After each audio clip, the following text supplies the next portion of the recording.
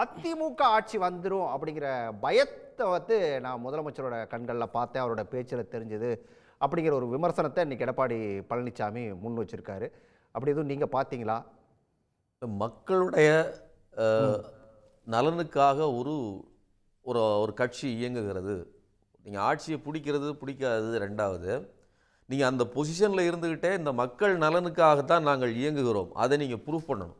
இதுதான் வந்து முதல் டிமாண்டே. நீங்கள் வந்து திமுக எதிர்கட்சியாக இருந்த காலகட்டத்திலிருந்து இன்னைக்கு வரையிலும் நீங்கள் எதிர்கட்சியான காலகட்டத்திலேருந்து இதுதான் நடந்துகிட்ருக்கு. நீங்கள் நீட் தேர்வை எடுத்துக்கிட்டாலும் சரி, அல்லது ஆளுநருக்கு எதிராக நடந்து கொள்வதாக இருந்தாலும் சரி, அல்லது மாநிலங்களின் உரிமை குறித்து சுயாட்சி தீர்மானம் நிறைவேற்றிய எதுவாக இருந்தாலும் நான் மக்கள் பக்கம் இருக்கிறேன் அப்படின்னு அதுக்காக போராடுவது அது முக்கியம்.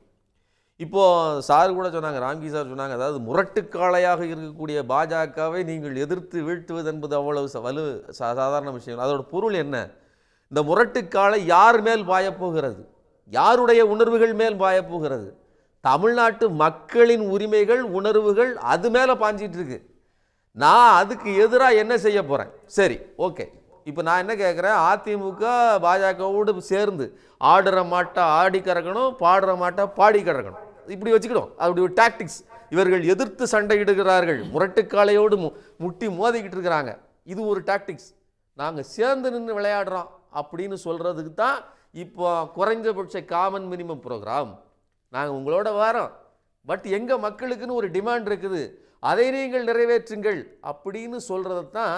இதை வந்து அவங்களாவே செஞ்சுருக்கணும். இதுக்கு வந்து முதல்வர் சொல்லணும்னு இல்லை.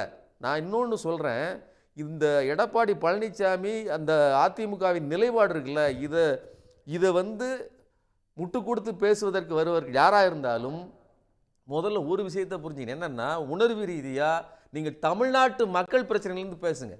தமிழ்நாட்டு மக்களுக்கு நீட்டு தேவை கிடையாது.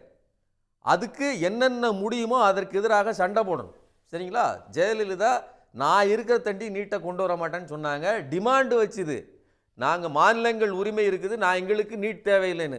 அதோட விலக்கு கொடுத்துக்கிட்டாங்க. ஆனால் பாஜக என்ன பண்ணிகிட்டு இருக்கு, நாங்கள் எக்காரணம் கொண்டும் நீட்டை திணித்தே தீர்வோம்னு சொல்லிட்டு இருக்கு. இப்போ நான் என்ன கேட்குறேன், திணித்தே தீருவேன்னு சொல்கிற ஒரு முரட்டுக்காலையிடம் நீங்கள் நயமாக ஆடி ஜெயிச்சா கூட எங்களுக்கு இந்த டிமாண்ட் இருக்குது, குறைந்தபட்சம் இதை நிறைவேற்றுங்கள், நாங்கள் சேர்றோன்னு சொல்வது தான். இது ஒன்றும் பிரிவினை பிரித்து விளையாடுகிற விளையாட்டு இல்லை. நீங்கள் சேர்ந்து நின்று ஜெயிச்சு என்ன இளவு பண்ண போகிறீங்க, அதான் நான் கேள்வி கேட்குறேன். நீங்கள் இப்போ உங்களுக்கு அப்படியே கோபம் பொங்கிக்கிட்டு வருது இல்லை, எந்த மக்களுக்காக நீங்கள் போராடுகிறீர்கள்? மக்களுக்காக போராடுறீங்களா, அல்லது உங்கள் மேலே இருக்கக்கூடிய பிரச்சனைகளால் அழுத்தத்தால் ஒரு பத்திரிகை போட்டது மாதிரி ரெண்டு பக்கமும் கையை கட்டி போட்டு பேச முடியாத நிலையில் இழுத்து வரப்பட்டதால் கூட்டணி எங்களுக்கு கூட்டணி அப்படிங்கிறது தேவை. நீங்க திமுகவில் வந்து யாரோடலாம் நீங்க வந்து கூட்டணி வச்சிருக்கீங்க அப்படிங்கிறது ஓகே. நாங்க யாரோட கூட்டணி வச்சா உங்களுக்கு என்னங்கிறது தானே எடப்பாடி கேட்கக்கூடிய. அதுதான் சொல்றேன். இப்படி ஒரு பேச்சை பேசியதற்கு அப்புறம் இத்தனை பேர் செத்துருக்காங்களேன்னு சொன்னா நாங்க எதையும் செய்வோம். நீங்க கேட்கறதுக்கு யார்? எங்கள்கிட்ட அதிகாரம் இருக்கு. இதே பேச்சு தான் நீங்க அப்புறம் பேசுவீங்க. நான் சொல்றேன், ஒருவேளை உங்கள் கூட்டணி ஜெயிச்சிருச்சு, மக்கள்கிட்ட நீங்க சொல்ற அந்த பதில் என்னவாக இருக்கும்? இப்போ இன்னைக்கு நாங்க யார் கூட கூட்டணி வச்சா உங்களுக்கு என்ன அப்படின்னு நீங்க கேள்வி கேட்டீங்கன்னா, நாளைக்கு எந்த திட்டத்தை நாங்கள் கொண்டு வந்தால் உங்களுக்கு என்ன கேட்க முடியுமா முடியாதா? அதை கேட்க மாட்டார்களா? இன்னைக்கு உணர்ச்சி வச பொங்கி ஓட்டு பிச்சைக்காக, வாக்கு பிச்சைக்காக எப்படி பிச்சை எடுத்துக்கிட்டு இருந்தீங்க, எப்படி காலில் உருண்டீங்க, எப்படி நான் ஊரே நாறுதங்க உங்களுடைய கட்சியின் யோக்கியதையை வெளியில பார்த்து. எத்தனை பேர் கால் வாரப்பட்டிருக்கிறது. இன்னைக்கும் கட்சிக்குள்ள ஒரு ஒற்றுமை கிடையாது. எத்தனை பேர் காலை வீழ்த்தி, எத்தனை பேருடைய இதை தள்ளி போட்டு நீங்க வந்து மேல வந்துறீங்க. ஓட்டு பிச்சை இதெல்லாம் பேசுறது தகுதி உள்ள ஒரு கட்சியா? அப்ப நான் என்ன சொல்றேன்னா, மக்கள் நலன் உங்களுக்கு உண்மையிலே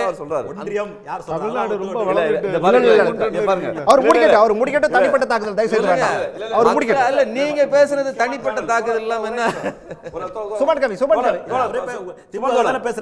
செங்கோடன் தனியா போய் செஞ்சாரு, அதுக்கு எத்தனை எவ்வளவு ரூபாய் கொடுத்தாரு?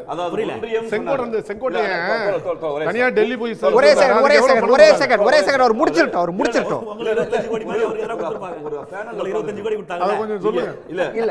பாபு முருகல் இப்படி ஒரு பேனல் உட்கார்ந்திருக்கான்.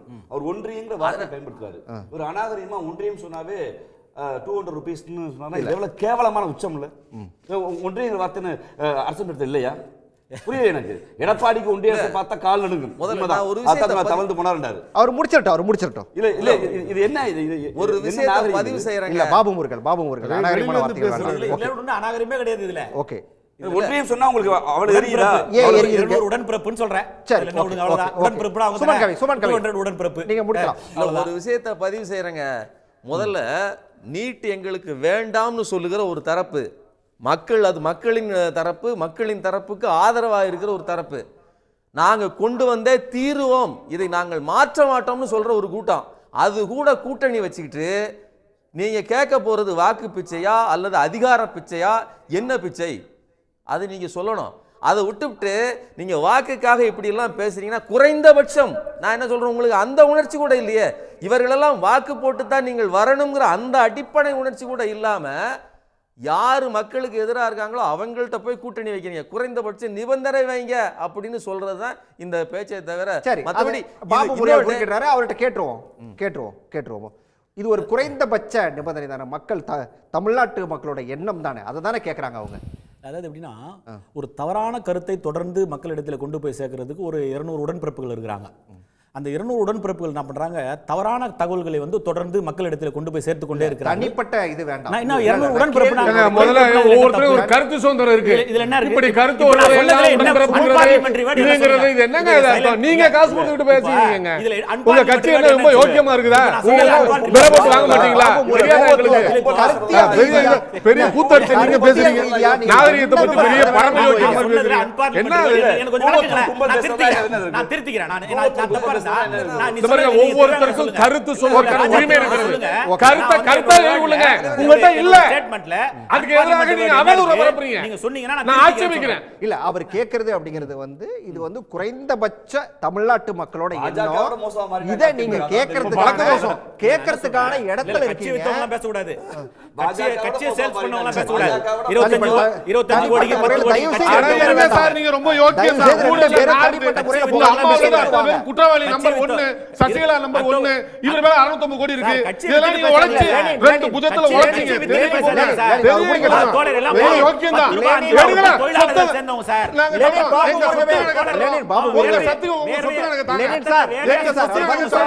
எங்க தலைவருடைய சொத்து எனக்கு சமர்ப்பிக்கிறோம். மக்கள் மத்தியில தைரியம் இருந்தால் அதிமுக இப்ப இருக்கிற எம்எல்ஏக்கள் முன்னாள் அமைச்சர்கள்